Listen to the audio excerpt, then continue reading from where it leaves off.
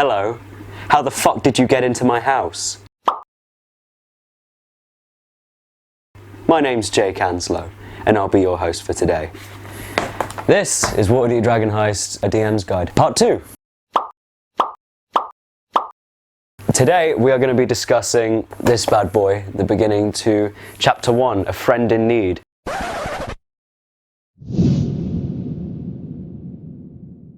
This is one of my favourite introductions to a book, like I said in the last video, which you should watch also. And it's my favourite for a reason, which you're about to find out. Let's get right to the meat of it, shall we? So, the adventure begins with the party, through one way or another, which is entirely up to you, ending up in the Yawning Portal, which I also discussed in the last episode. In that one I sort of talked about how you're gonna like set the scene up, important NPCs and stuff like that. So it'll begin in the Yawning Portal, which is good old classic big tavern run by Mr. Durnan, and it kind of assumes that the adventurers are an established group all with each other in the tavern, which isn't a beginning that you can choose, and if your party's up for it, then sure, they all know each other. It can be sometimes difficult to play that out. If you have a group of people who know each other very well, then doing that will be a piece of cake, because character interaction will also be a piece of cake. But if it's with a group that you've never met before, may I suggest either, if you want to use that beginning, running some level of a session 0 with them and discussing what each other's characters are, and perhaps even running an encounter or two / a little roleplay scenario, so that the characters can get accustomed to each other and learn what each other are. So that will prepare them for the actual adventure to begin. The other way that I could recommend doing it is that the party is maybe 2 of them know each other, maybe the rest of them don't, and for one reason or another, which is personal to them, they're in the Yawning Portal. You could give them a lot of hooks to be there. They could be on the search for one of the various guilds, perhaps in an attempt to join them. They could be investigating the area and just seeing what's new. They could be perhaps trying to sell something. It's really up to the players why they'd want to be in a tavern. And there's a lot of reasons that they'd want to be in one.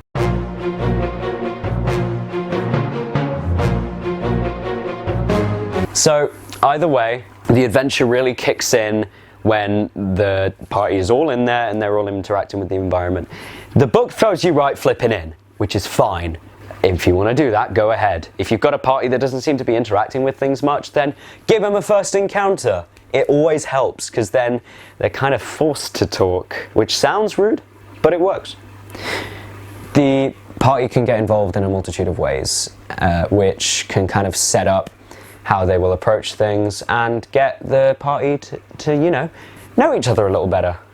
However, I wouldn't recommend starting it until a little bit later, unless you have a group that I mentioned earlier.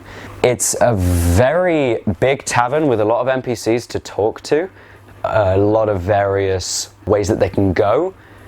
You can throw a lot of the NPCs that I discussed in the last episode at them, have a solid half an hour of roleplay in a tavern, which is probably where most of the best roleplay comes out, in my personal opinion. After a bit of this, I would recommend throwing them into the deep end with the first encounter, which I don't really run as an encounter. Remember Yagra Stonefist, the girl I mentioned in the last episode, 7-foot tall half-orc? I also mentioned that she's quite important to the scene. That's because she's in the first encounter. It started off with 5 various bandits. To you know that they're members of the Xanathar Guild, having a tavern brawl with Yagra, who you know is a member of the Zentarim. And once the players kind of figure that out, they'll learn that there's the Black Network, and they're kind of seeping up over ground, and they're becoming a much bigger deal, and it's becoming a heavy inconvenience. So much so that it's affecting the Yawning Portal, which, you know, there's a lot of bar fights there, which is illegal in the Code Legal. I might talk about that in an episode at some point. As this is going on, it can kind of happen suddenly. The party might be interacting with Yagra, and then at some point she just walks off at the sight of someone. Maybe that can kick it off. If no one's interacted with her, it just happens as it says in the book. It's kind of like, oh, this thing suddenly happens. Wacha, shout, slam, fist. Now for the encounter, I don't actually run it as a proper encounter, which is why I've been doing it as this the entire time. I don't tell the players to roll initiative. I don't make all the bandits and Yagura roll for unarmed attacks. I just let the players interact with it. Eventually it will end up in Yagura being successfully beat up by 5 people, even though she's very buff. But if even one of the party members intervenes, that changes it. I automatically rule that therefore Yagura and the party member wins, even if they're a little wizard, because it kind of makes them feel like they've solved a problem and got in the fight. And solving problems and doing things successfully is something that you'll want to push towards a player, especially on their first time, which is why Dragon Heist is such a good adventure to run for the beginning. There's a lot of success in this in comparison to failure. So during this encounter, you just, again, don't roll initiative and just see what the players do. They could interact with it in a load of different ways, be it they just sit back and watch, maybe one of them throws a cantrip / spell at one of them to disorient them. There is a high chance that a character will jump in and start beating the crap out of someone, probably the Xanathar Guild thugs, because Yagura's on the familiar faces and therefore they kind of automatically trust Yagura because of it, because like she has a handout, and she, even though she's hostile, her picture actually looks really friendly. So, you know, players might do that.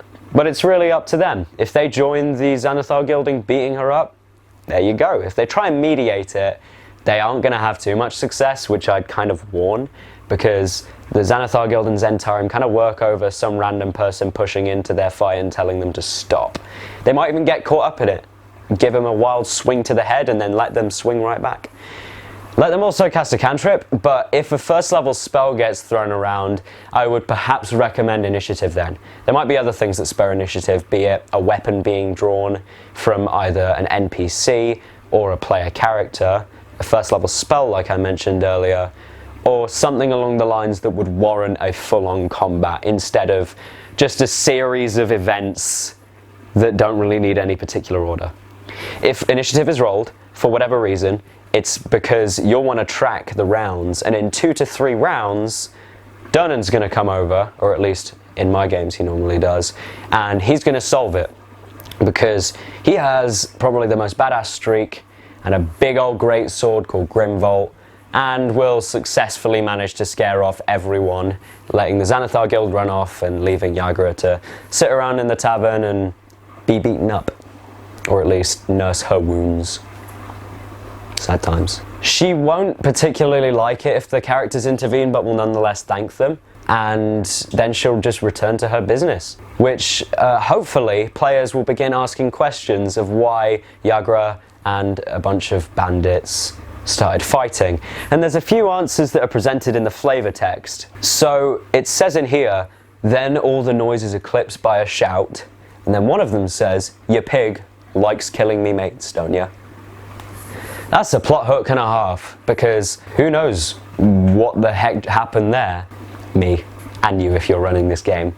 This shout can come from anyone really, because the Xanathar Guild and the Zentarim kill a lot of people, so it could be from the bandit leader for the Xanathar Guild, who I will point out is really creepy. He's bald and he has like a bunch of eyes on his head. Yeah, you know, there's some weird people that like Xanathar. After that's all happened and all the conflict is said and done, Durnan interrupts. It's really your choice how you want to move from here, because a much bigger encounter is about to come in. That could happen instantly, but there's a few other ways you could play it. You could perhaps let Durnan talk to the characters a little bit, and they might be interested in why people are so scared of him. He won't talk to them for too long, perhaps a couple of minutes at best. After that, he can return to the tavern and do his business, or be interrupted by said encounter. You could do it other ways as well. Durnan might just walk off, and then one of the various NPCs in the tavern might walk up to them and express some level of gratitude or admiration. It could be one of the spy characters, J. Lester or Matrim, perhaps, congratulating them and asking them a little information on about what just happened. Because if they interfere, everyone else in the tavern is probably going to assume that they're involved in the conflict, which they... Who knows? The way you write it, you might let one of the players already be a member of the Xanathar Guild or the Zentarim. It really is that open-ended. You could literally just say to a player, "Hey, here, You can be a member of this organization because there are mechanics for it. That's why I love this adventure. One of the 8 gajillion, million, trillion, zillion reasons. After all of that happening and the next encounter coming up, it can happen at any point, it's kind of important to note where Durnan is during all this and how close the players are in proximity to the large well in the center. Because a massive ass troll and a bunch of sturges are going to burst out of that and start wrecking shit.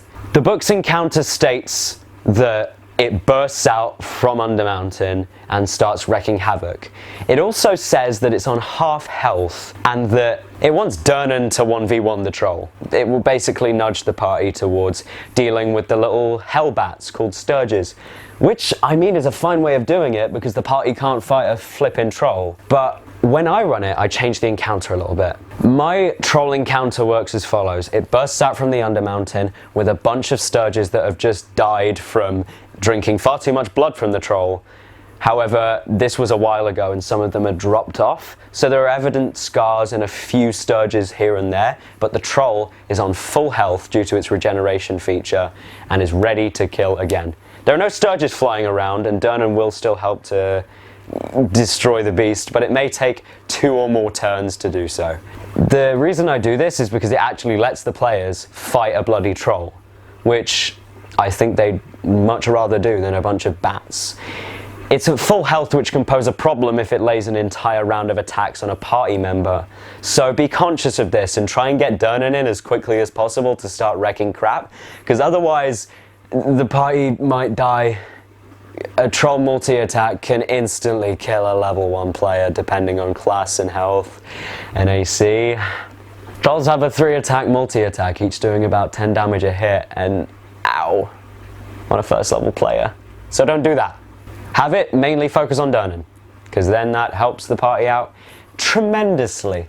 And they get to just hit it. And obviously still do the occasional swing, like once in the multi-attack, one of the large claws sweep out and slash across the fighter's chest or something.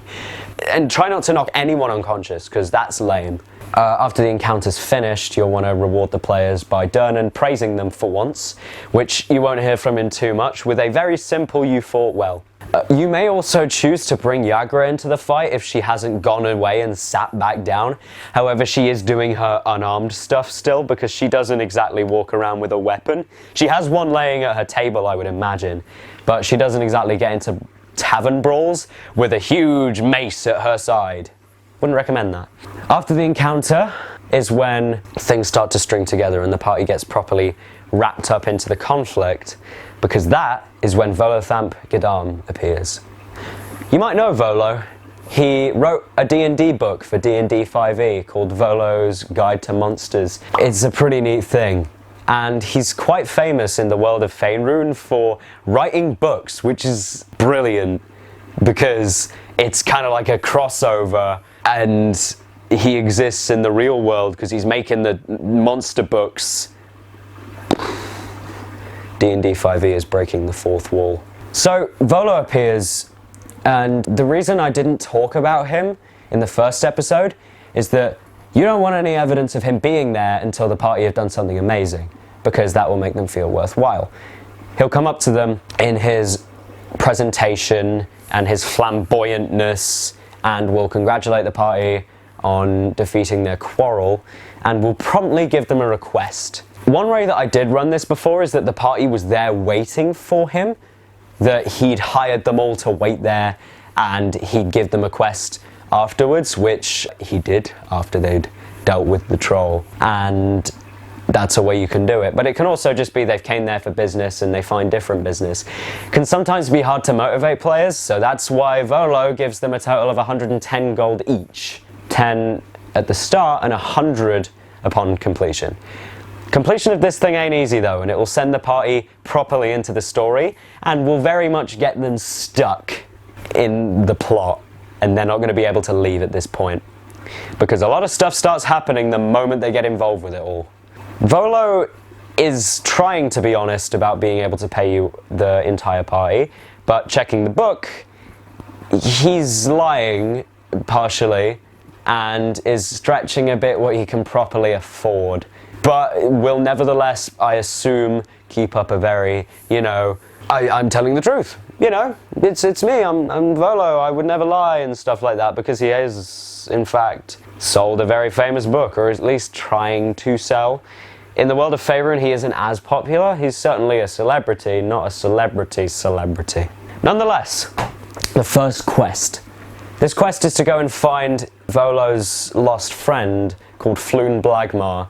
He's a 7 intelligence commoner and went a very wrong way at a tavern a few days ago. And Volo is worried for his poor friend, like a good friend should be. Look at that, this is bro love. I love those guys. It's so sweet. And once the party have been told of this, they'll be given general directions towards a rundown tavern called the Skewered Dragon, which is a cool ass name, but when they go there, it's the shittiest bar in the universe, because it's in the Docks Ward. Waterdeep ain't exactly the most amazing city in some places. There's a place called the City of the Dead, which is basically this super quiet place, and it's just graves. I mean, there's more there, but it's just graves and mausoleums and bloody death and sadness everywhere. The party doesn't need to really go there unless you choose like certain encounters and certain villains. It's a nice place. But Waterdeep ain't exactly the friendliest sometimes. This is an absolutely great way to get adventurers into the beginning. It will automatically get them on a hunt, and it really sets up the whole tone of Waterdeep Dragon Heist. It is not a, let's go here, kill a dragon, let's go here, kill a beholder. It is very much, let's do a bunch of investigation work, find out some various things, uncover clues, learn more about what's seeping out from under the surface, and getting involved in some pretty sketchy shit, whether it be stopping it or the players even have options to join in. So, with that, I believe I'm gonna finish this segment of A Friend in Need. Next up will be the kind of route to the Skewered Dragon and finding the party's way to the big old warehouse, which is where they will find not Floon Blagmar, but someone far, far, far more important. Right. Cheers for watching a video. I'm really bad at these intros because I don't want to just go, haha, like the video, subscribe, turn on post notifications, because I'll feel like a little scrub who wants to get money and nothing else and just wants to be really popular. So do all the things now. Otherwise I'll come to your house and I'll break everything, including your heart. I was right. I was right. I'm amazing. Cats are really distracting.